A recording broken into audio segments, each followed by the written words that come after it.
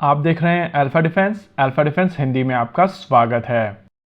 आज की इस वीडियो में हम लोग बात करेंगे पाकिस्तान एयरफोर्स के लॉसेस को लेकर। आप सभी को याद होगा ऑपरेशन सिंदूर के दौरान जब हम लोग वीडियो कर रहे थे तो हम लोग आपको बता रहे थे कि भारत और पाकिस्तान दोनों तरफ लॉसेस हुए हैं, लेकिन लॉसेस से ज्यादा इंपॉर्टेंट चीज है कि भारत ने इस ऑपरेशन के दौरान अचीव क्या किया है। वहीं दूसरी ओर पाकिस्तान की तरफ से शुरुआत से ही इस कॉन्वर्सेशन को केवल लॉसेस पर लाकर रखा गया था ताकि इसके इम्पैक्ट को कम किया जा सके। 9 अगस्त वाले दिन जब मैं सुबह घर से ट्रैवल के लिए निकल रहा था तो ये इन्फॉर्मेशन मेन स्ट्रीम मीडिया में आने से पहले हम लोग ट्वीट कर चुके थे और हम लोगों ने सबसे पहले आपको बताया था कि आईएएफ चीफ का ये स्टेटमेंट आ चुका है। देखिए, भारतीय वायुसेना की तरफ से ये चीज पहले ही क्लियर कर दी गई थी कि उन्होंने किस तरीके के डैमेज पाकिस्तान के ऊपर इन्फ्लिक्ट किए थे और अब ये लॉसेस के बारे में इन्फॉर्मेशन देकर आईएएफ चीफ ने सभी चीजों को काफी हद तक क्लियर कर दिया है। अभी तक आपको ये इन्फॉर्मेशन मिल चुकी होगी कि आईएएफ चीफ ने एग्जैक्टली कहा क्या था, लेकिन फिर भी क्लैरिटी के लिए हम लोग यहाँ पर रिपीट कर देते हैं कि आईएएफ चीफ ने कहा था कि भारतीय वायुसेना ने पाकिस्तान एयरफोर्स के 5 एयरक्राफ्ट हवा में मारे हैं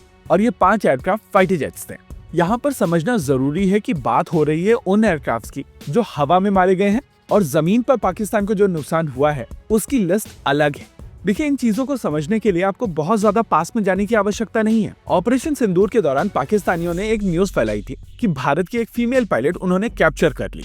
वैसे तो बाद में ये क्लियर हो गया था कि ये न्यूज पूरी तरीके से फेक थी, लेकिन पाकिस्तानी अल जजीरा तक को इसमें एंगेज कर पाए थे। इंटरेस्टिंगली इस क्लेम के साथ में उनकी तरफ से कुछ वीडियोस भी शेयर किए गए थे और इन वीडियोस में आपको पैराशूट्स दिखाई देते हैं। अब जब बाद में ये चीज क्लियर हो गई थी कि भारत की कोई फीमेल पायलट ऑपरेशन सिंदूर के दौरान एयरक्राफ्ट उड़ा ही नहीं रही थी, तो पाकिस्तानियों ने एक्चुअली कैप्चर किसको किया था? नेचुरल है कि जो पैराशूट्स हम लोगों को दिखाई दे रहे थे वो बेसिकली पाकिस्तान के खुद के पायलट्स के थे, जिनको स्टैंड ऑफ रेंजर्स से भारत के एयर डिफेंस सिस्टम्स ने मारकर गिराया था। और क्योंकि पाकिस्तान से लगे हुए बॉर्डर के ऊपर भारत की MR-SAM की जो ग्रिड है वो पाकिस्तान के काफी अंदर तक का कवरेज रखती है, इस वजह से इन surface to air missile systems से इन फाइटर जेट्स को मारकर गिराना काफी आसान था। इनफैक्ट अभी आप अपनी स्क्रीन के ऊपर पाकिस्तान की खुद की एक इमेज देख रहे हैं जिसमें आप साफ देख सकते हैं कि पाकिस्तान अपने फाइटर जेट्स कहां पर उड़ा रहा था। और जब बात आती है एयरबॉर्न अर्ली वार्निंग और कंट्रोल सिस्टम की, तो वो ऑलमोस्ट पेशावर के ऊपर उड़ रहा था। ऑपरेशन सिंदूर के बाद में हम लोगों ने पाकिस्तान के अंदर कई सारे पैराशूट्स के वीडियोस देखे हैं, लेकिन अनफॉर्चुनेटली DGISPR जिस तरीके से मीडिया मैनेज करते आए हैं उसके चलते किसी ने भी पाकिस्तान में इन वीडियोस को लेकर क्वेश्चंस नहीं पूछे हैं। लेकिन अगर आप डॉट्स को कनेक्ट करेंगे तो आपको साफ समझ में आ जाएगा कि भारत और पाकिस्तान के बीच में स्टैंड ऑफ रेंजेस के ऊपर एंगेजमेंट चल रहे थे और अगर पाकिस्तान के अंदर कोई एयरक्राफ्ट गिरता है तो नेचुरली वो पाकिस्तान का खुद का एयरक्राफ्ट था। देखिए, भारतीय वायुसेना की तरफ से जितनी भी मिसाइल सिस्टम्स मारी गई थी, चाहे वो ब्रह्मोस हो, स्काल्प हो, रैम्पेज हो, ये सभी मिसाइल सिस्टम्स अपने टारगेट को काफी लंबी दूरी पर मार सकती थी और इसी वजह से भारत के किसी भी एयरक्राफ्ट को पाकिस्तान के अंदर घुसने की जरूरत नहीं थी। ऐसे में अगर पाकिस्तान के अंदर पैराशूट्स दिखाई दे रहे हैं तो नेचुरली वो पायलट्स पाकिस्तान के खुद के पायलट्स थे। अब एयर चीफ मार्शल की तरफ से ये चीज क्लियर कर दी गई है कि पाकिस्तान के कम से कम 5 फाइटर जेट यहाँ पर भारत ने मारकर गिराए हैं। इसके अलावा यहाँ पर एक बड़े एयरक्राफ्ट को भी मारकर गिराया गया है जो उनका इलेक्ट्रॉनिक वॉरफेयर एयरक्राफ्ट हो सकता है या फिर एयरबॉर्न अर्ली वार्निंग और कंट्रोल सिस्टम भी हो सकता है।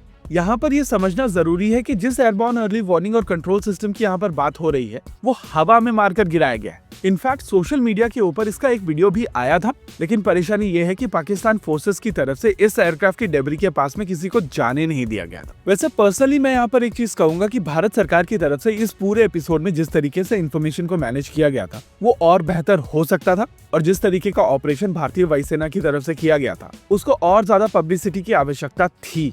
देखिए, जिस तरीके का ऑपरेशन भारतीय वायुसेना की तरफ से किया गया था उसके बाद कहीं ना कहीं भारत सरकार को ऐसा लगा कि यहाँ पर इंफॉर्मेशन वॉरफेयर की आवश्यकता नहीं है क्योंकि इंफॉर्मेशन ही इतनी ज्यादा अवेलेबल है। लेकिन ये छोटी सी चूक भारत के लिए काफी ज्यादा प्रॉब्लमेटिक बन गई थी क्योंकि इंफॉर्मेशन वॉरफेयर में भारत यहाँ पर भी पीछे रह गया था। इसी के साथ आज के इस वीडियो में रखते हैं केवल इतना ही। वीडियो को अंत तक देखने के लिए धन्यवाद। देखते रहिए अल्फा डिफेंस। जय हिंद।